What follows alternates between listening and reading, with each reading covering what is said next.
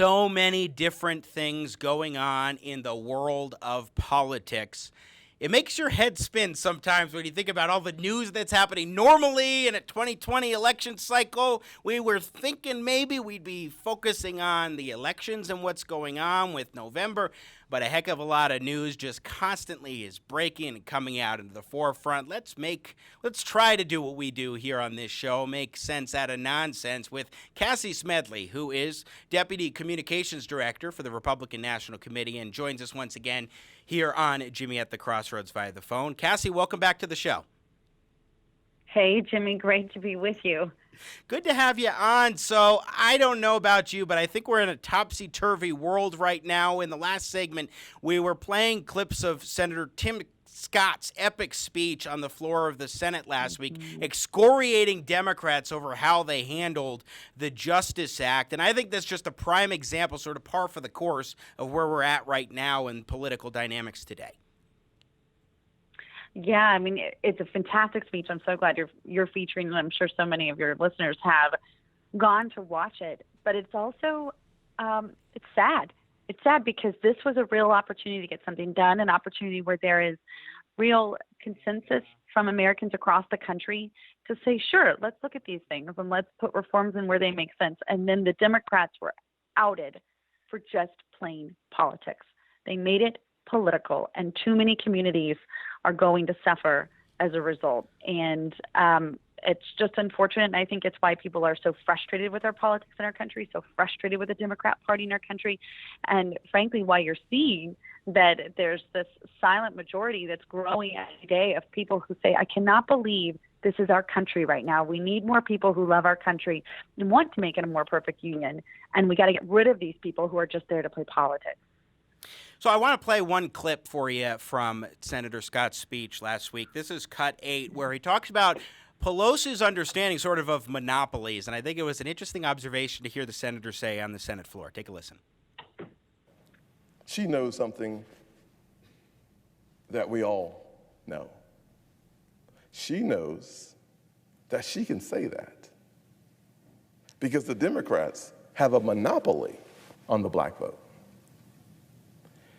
And no matter the return on their loyalty, and I am telling you, the most loyal part of the Democrat construct are black communities. And no matter the loyalty of the people, the return they get will always continue to go down because in monopolies, you start devaluing your customer. That's quite a way of putting it, Cassie Smedile. Wow. And it's so true. And what we've seen with, first of all of our folks out in the States, and as you and I have discussed before, we don't just parachute someone from Washington into a neighborhood a few months out from an election. We've got people in more than 20 states across the country who live there, and you're your neighbors and your friends and are representative of your community because your community's issues are their issues because we all live in there. And so we are seeing an enthusiasm like we've never seen before from Black Americans who say, that's right. I have only ever known the Democrat Party. That's the only politics that were ever discussed at my dinner table. Those are the only politicians I've ever seen come into my community. And yet they fail me over and over and over again, these representatives. And you have Donald Trump, remember, who famously remarked in 2016, what have you got to lose? And as we're seeing what's happening in our country, the looting and the rioting is very often disproportionately impacting Black and brown communities in our country. And I think that's what Tim Scott is saying. Look at who is your representative. Look at who's your mayor. Look at who's your governor. Look at who's your representative in Congress. And tell me if you think that person has done a good job representing you. And time again, you look at who those folks are, and they are Democrats who have taken for granted their constituents, who have taken for granted their voters. And this is another example, this bill, Tim Scott's police reform bill, that the Democrats played politics, would not even vote to proceed to debate the bill, let alone vote to pass it. This was, as a reminder last week, that was just to vote to debate it, to actually legislate, to do what we elected them to do. And they were too afraid that they would have to concede that a Republican had the right answer, that they weren't even willing to debate it because for them, it's all about politics. It's not about actually, as I said, making a more perfect union for our country. Well, and that's exactly what Senator Scott was making the point of saying, is that, look, the Democrats passed their bill in the House. They wouldn't let one pass the Senate so that then they could hash out the issues and come to some sort of a compromise. And what's so striking, too, when you listen to that debate and discussion, it's that you could hear how passionate Senator Scott was and why he wanted to take the lead in the United States Senate on this issue. And it was a half-hour speech, and he was able to break down all of these different points. But one thing that I think is so seminal, and I want to get your thoughts on what the Trump campaign is doing in terms of reaching out to minority communities, especially black and brown communities across the country in this 2020 election cycle. On Friday, I had a friend on, a former Marxist radical back in the 1960s, turned conservative and a Trump supporter. And he said back in 2012, he went to Ohio to work for Josh Mandel's campaign there. And he couldn't get the Republican Party and the campaigns there to make a concerted effort to reach out to minority communities. I heard similar complaints in 2012 during the Romney campaign here in Colorado, where I'm broadcasting from. But in 2016, that seemed to be very different, with President Trump, then candidate Trump, campaigning in states that many Republicans had in the past just written off, and it worked out well for him. And I think we're seeing that in 2020. Absolutely, and not just in states, like getting right down to zip codes and street addresses and saying, I'll come in. I know that this has been a Democrat stronghold, but not just the president. The president saying to our chairwoman, let's talk about this, Ronna McDaniel, who's from the Detroit suburbs, and when she was the chair of the Michigan GOP, how she went down into Detroit and they went to the local party meetings, to the extent that they existed, and met with local community leaders. And they mostly just said, like, thanks for showing up. We just haven't seen a Republican in a while. You guys have totally ceded this to Democrats. And yet we're with you. We're entrepreneurial. We're pro-life. We are pro-family values. When we look at it on paper, we want to be Republicans. Just Republicans have never shown up. And that changed with Donald Trump. It should have changed a long time ago. But again, Donald Trump saying, what have you got to lose? And I'll go in and I'll help you too. And that has really been something that we've been able to carry through over the last almost 4 years as we've built our infrastructure with the Republican Party and all of the state GOPs, and of course with the president's campaign. I mean, one thing, COVID has sort of delayed this. We just announced them right before everything shut down, but we're doing these storefronts that are in urban areas. So our Black Voices for Trump team is really spearheading this, but we also are doing them in all sorts of other communities. I don't want to get ahead of their announcements, but they're coming back now that cities are opening back up again. But just being there and saying, this is my neighbor. This is somebody who grew up and knows our area because he grew up in our area. And they understand that we all care about getting the same pothole filled on our street. You know, it's all the same issues to us. It's not just some national level issue. And that makes a big difference. And because we know that the desire to support somebody new and different is there. It's just that the Republicans haven't been very good about sitting down and having the conversation. And that's changing. And that's going to be a big difference this November because voters and constituents know when their elected officials have failed them. And there's a lot of elected officials who have failed and taken for granted so many great Americans all across our country. Once again, we're talking with Cassie Smedile, Deputy Communications Director for the Republican National Committee. I want to go to cut one. This is the clip that Tim Scott was referring to in the cut we played a few minutes ago, Cassie. This is from, early last week when Nancy Pelosi made quite the accusation against Republicans.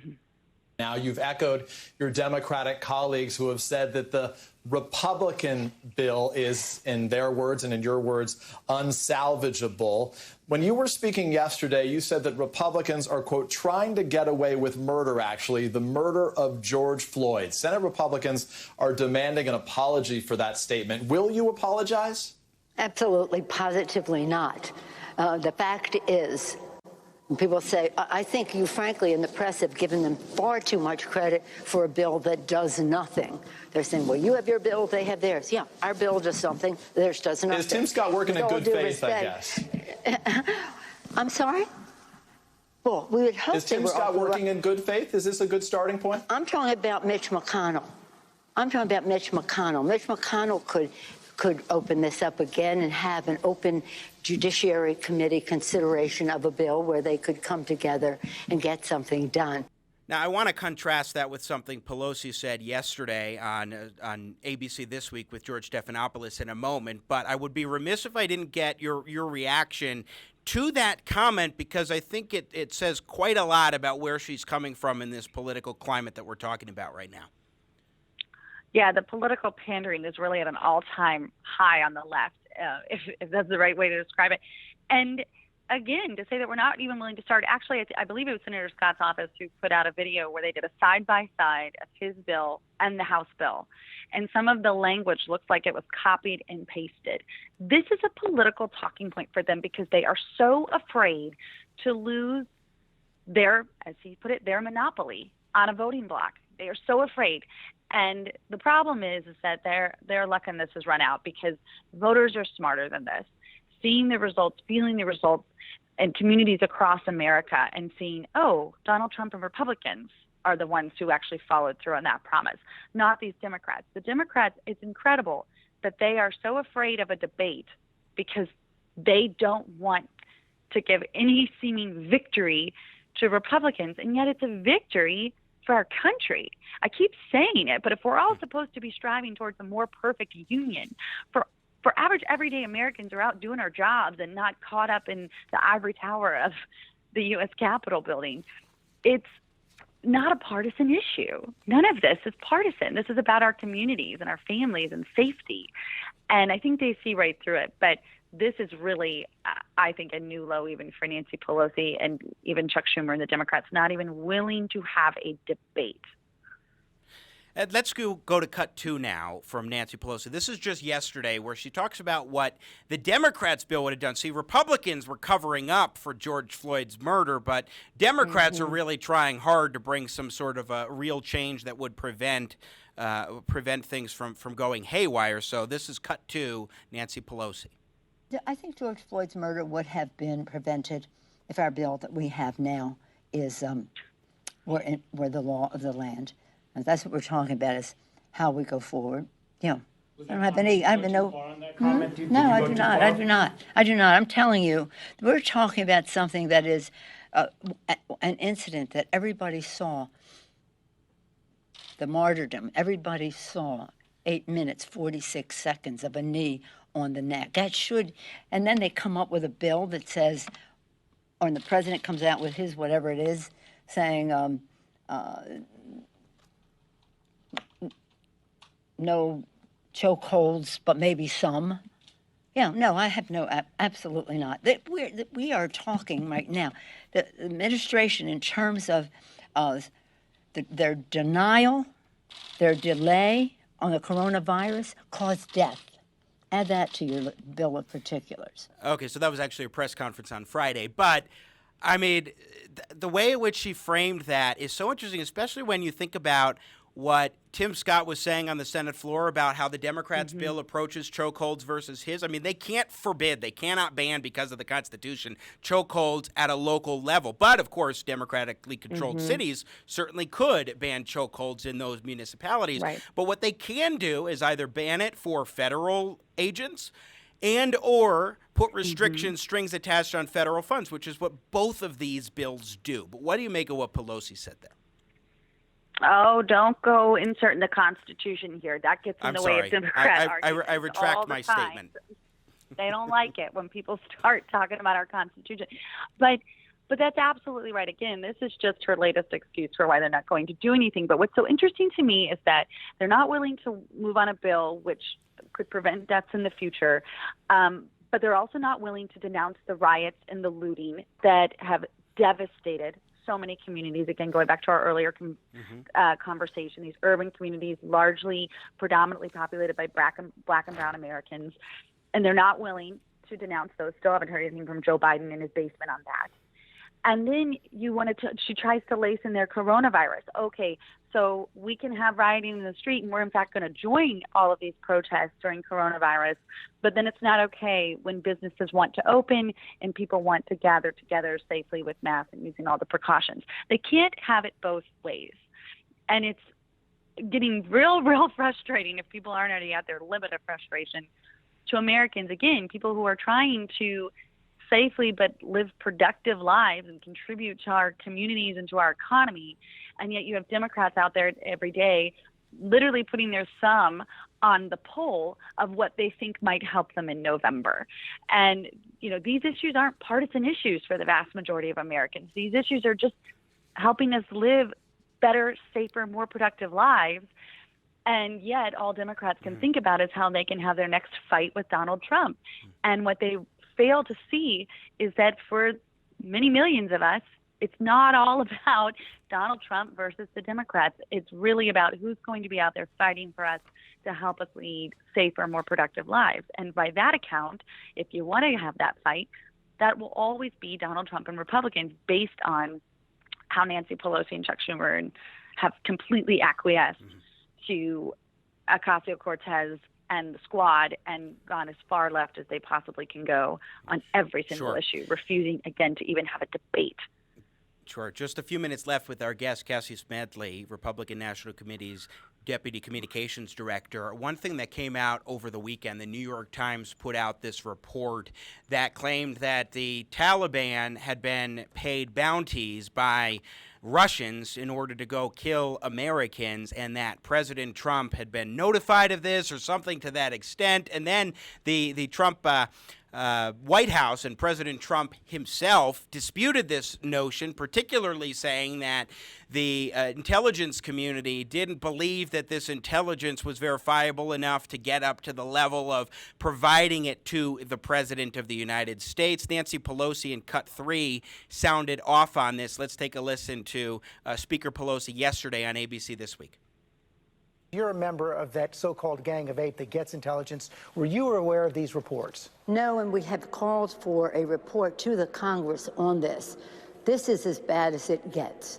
And yet the president will not confront the Russians on this score, denies being briefed. Whether he is or not, his administration knows. And our allies some of our allies who will work with us in Afghanistan have been briefed and accept this report. Just as I've said to the president, with him, all roads lead to Putin. I don't know what the Russians have on the president politically, personally, financially, or whatever it is, but he wants to ignore, he wants to bring them back into the G8 despite the annexation of Crimea and the invasion of Ukraine, despite what they yielded to him in Syria, despite his intervention into our election, which is well documented by our intelligence community, and despite now possibly this allegation, which we should have been briefed on.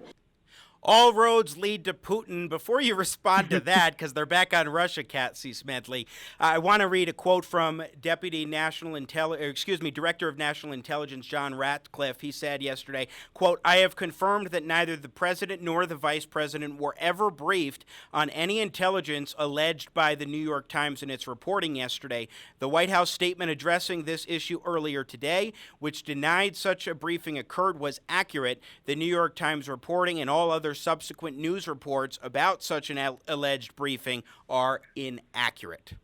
Cassie, your thoughts? Well, I'm old enough to remember when, I believe it was Mitt Romney who said, Russia is a threat to us, and Barack Obama said the 80s called, they want their foreign policy back. The Democrats have never taken Russia seriously. President Trump not only put sanctions on them, he ousted their diplomats from our country. He has been one of the toughest presidents in modern history on Russia. I also would like to note that I'm old enough to remember when the Democrats completely gutted our military and put our defense on the back burner, and President Trump brought it back and restored it. So there's no disputing who has taken Russia more seriously and who also is a more fierce defender of having a strong defense and of our military. And so while there is broad agreement from the president himself, and I've heard senators saying this too, yes, this is something you're going to look into, but this is not what the New York Times is trying to make this out to be. And certainly Nancy Pelosi and Democrats have no leg to stand on when it comes to Russia, Russia, Russia. Again, for them, this is just a political talking point. It's something that they have they have not had a strong desire to take seriously. And one of the important points here is that, look, the New York Times story cited anonymous sources, of course, especially for sensitive intelligence matters, but also was something where it seems like they didn't try hard to get the Trump administration to actually respond to this before they went and published it. And then President Trump's like, I didn't know anything about it. And it appears that was exactly the case. He didn't know anything about it. Right. And as it's been presented, it's the reason why he wasn't notified is because the intel hadn't been verified. At least that's what I understand. Right. And who are you going to believe? The New York Times or our intel community and people who prepare the daily intelligence briefing for the president? It's just another instance of who are you fighting for? It seems like we have a lot of people out here right now, both in our media and in the Democrat Party, who aren't so interested in seeing America succeed at the moment from all of the issues that we've discussed today. And we want, I keep saying I'm a broken record, a more perfect union, but also, we want our community and our country to be safe and secure. And certainly we want the best for our men and women in uniform. And there's no doubt that our president and Republicans fight every single day for that. And how unfortunate that they don't have partners in Congress and in the Democrat Party, be it Joe Biden or Nancy Pelosi or Chuck Schumer or anybody part of the progressive far left squad, to help them in that effort. Final question for you, Cassie Smedile, on the coronavirus. We are seeing reopenings sort of rolling back in Texas, for example, as we see a spike in coronavirus cases and in more positive tests as well in some of these locations around the country. And Democrats are obviously, they're making the claim that this is a failure in leadership on the part of President Trump specifically, that it falls right at his feet. How do you assess what we're seeing right now when it comes to the growing number of cases and testing, by the way, when it comes to coronavirus? Yeah, well, I think by and large, you've got the compare and contrast of people who want to empower businesses, empower Americans to be smart and to be safe and figure out how to work through this crisis. And that's the leadership you're seeing from the top with President Trump and what he's empowering governors and mayors to do locally. And then you see people who are enjoying power over you.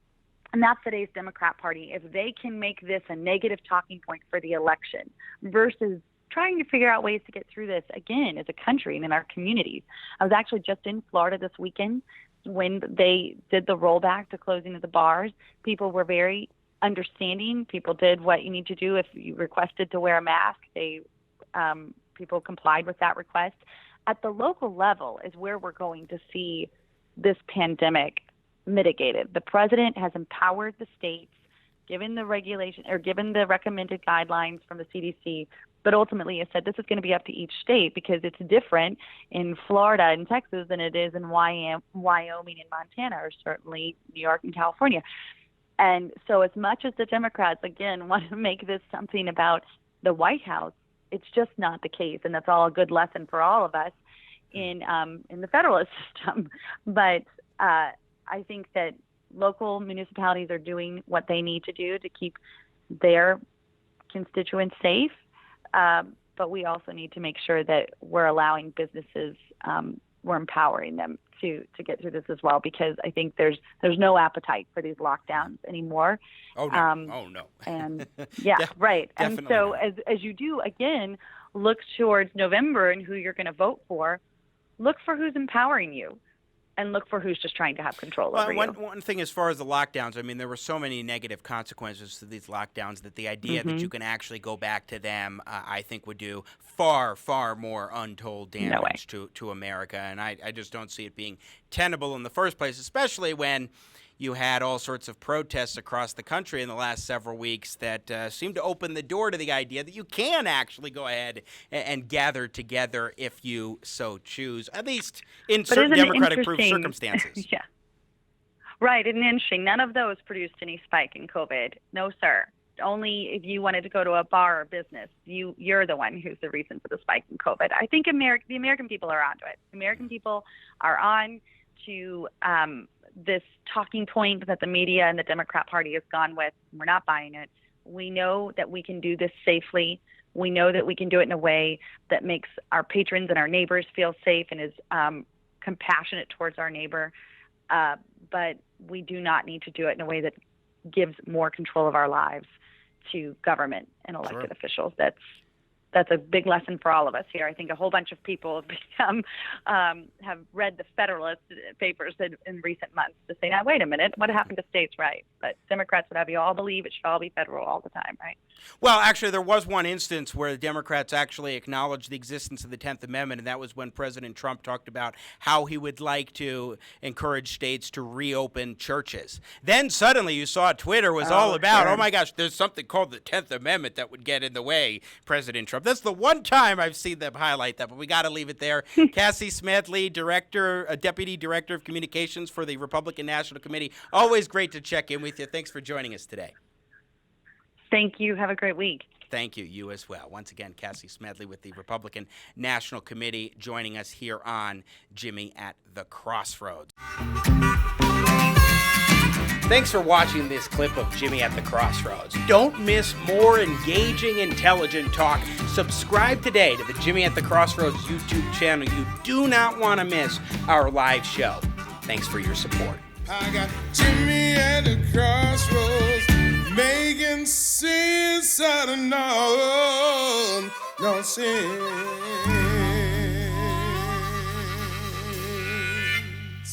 Yeah. Awesome.